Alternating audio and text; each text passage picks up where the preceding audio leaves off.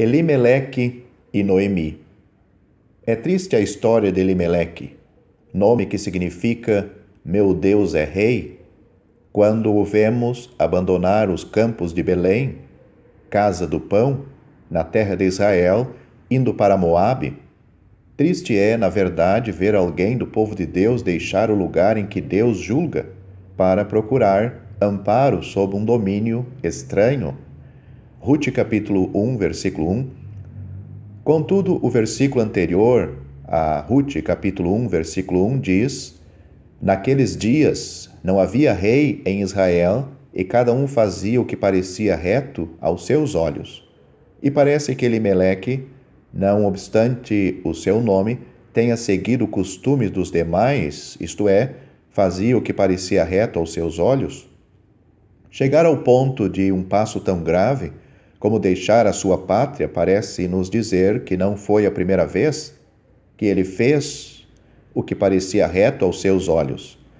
Os nomes de seus filhos, Malom, que significa grande fraqueza, e Quilion, definhar, desvanecer ou esgotar-se, nos mostram que o fruto dos caminhos próprios acabou trazendo necessidade e preocupação à sua família. Os seus filhos, fraquinhos e a fome na terra deveriam ter sido motivo para que ele ponderasse o seu caminho, mas não foi. E assim aconteceu com Elimeleque, deixou a terra, da qual, pelo menos, se podia presumir que Deus ali reinasse ou julgasse.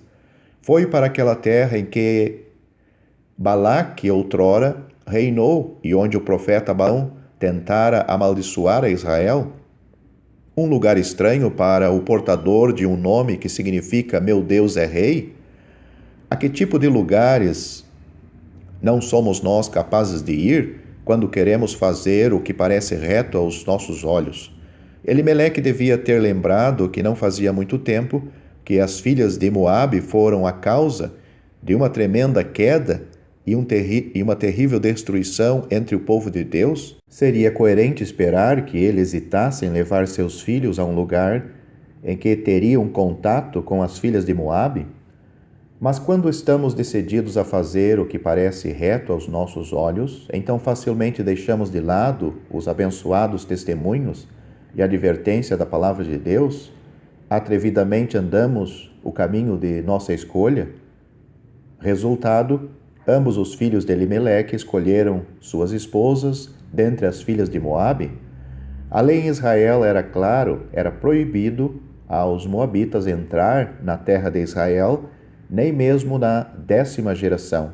Deuteronômio, capítulo 23, versículo 3. Mas a palavra de Deus havia perdido a influência sobre os corações deles. Elimeleque esquecera que Deus era o seu rei. A sua única cogitação era fazer o que parecia reto aos seus próprios olhos. Então chegou a morte. Se menosprezamos a sua voz mansa e suave, Deus então tem outros meios para nos falar, e então somos obrigados a escutar. Que Deus conceda, meus queridos, que este terrível mensageiro à morte não se faça necessário para que ouçamos a voz do Onipotente. Elimeleque e seus 2 filhos foram tomados pelo rei dos terrores, e Noemi ficou sozinha, de coração quebrantado. Ela, contudo, não ficou só, porque ficaram com ela suas 2 noras.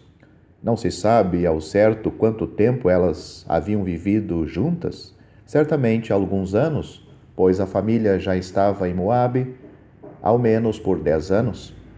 O que sabemos é que durante esses anos elas aprenderam a estimar sua sogra, que era uma estrangeira na terra delas. Sua conduta singela e virtuosa havia conquistado os corações das noras. 1 Pedro capítulo 3, versículo 1. Quando Noemi sai de Moabe para voltar à sua terra, as 2 jovens viúvas a acompanham. Que amável recompensa para uma vida correta! Deus não é injusto para esquecer tal conduta, mesmo que em terra alheia. Tampouco Deus se desvia de alguém que chega a ele em fé, mesmo que seja uma moabita. Vocês conhecem tão bem como eu a história de Ruth, assim que não preciso contá-la. Por mais que eu goste dela, eu gostaria de, pelo menos, mencionar a nobre resposta que Ruth deu à sua sogra quando esta lhe pediu que retornasse a seu povo e aos seus deuses, como fizera a órfã. Oh, Noemi, como você pode dizer tais palavras? Como você pode tentar e você se esforçou mandar embora alguém que estava disposta a lhe seguir para a terra onde reina o Deus verdadeiro? Mas Ruth não se deixou intimidar. Os laços de amor que a ligava com a sogra eram fortes demais. Muitos corações têm sido tocados pela sua magnífica resposta. Porque aonde quer que tu fores, irei eu, e aonde queres que tu pousares à noite, ali pousarei eu. O teu povo é o meu povo, o teu Deus é o meu Deus.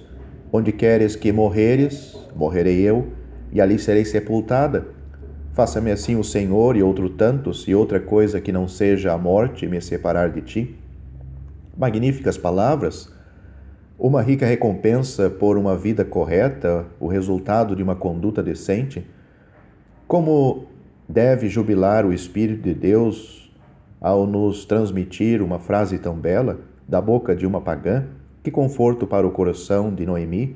Como deve ter vibrado este coração abatido ao ouvir essas palavras? O teu povo é o meu povo, o teu Deus é o meu Deus. Pelo que parece, até então, não houve essa decisão no coração de Ruth, mas agora os deuses moabitas ficariam para sempre para trás e o Deus de Israel seria, até o fim, o Deus dela. Quanto esta história conforta os corações de pais que, com tristeza, presenciam o namoro do filho ou da filha com alguém de quem eles sabem com certeza que não será o cônjuge apropriado. Quão incapazes e indefesos são os pais numa situação destas? Deus é, então, o nosso único refúgio. Que consolo e que benefício pode apresentar a Deus toda essa situação em oração. Isso tem aplicação também quanto ao passo errado do filho, é resultado da falha e do pecado dos pais. Que consolo poder abrir as páginas das Escrituras e ler uma história como essa e apropriar-se do conteúdo dela. Veja nessa história como o nosso misericordioso, amoroso, sempre longânimo e poderoso Deus mais uma vez fez redundar a falha de Elimeleque em sua glorificação, digo, na glorificação de Deus. Mais uma vez, ele fez sair comida do comedor e doçura do forte. Juízes capítulo 14, versículo 14. Realmente, em casos como este, da nossa história, a consciência pode nos acusar fortemente. A consequência e as consequências serão amargas preocupações. Noemi, já de idade, pede que seu nome, a amável, seja mudado para Mara, amargura. Será que, numa situação assim, há algum socorro? Sim, a história de Ruth representa, para pais abatidos, tanta confiança quanto esperança. A graça coroa o desfecho da história. A graça dá a essa jovem viúva um outro marido. Boaz, que significa força, em lugar de Malom, grande fraqueza. Um marido cuja mãe também era uma pagã. Este, como nenhum outro, sabia compreender e penetrar os mais íntimos pensamentos no coração dela. Foi esta mesma graça que concedeu um filho, aquela que até pouco antes era pobre e não tivera filhos. É ainda a mesma graça que consola o coração triste e amargurado de Noemi.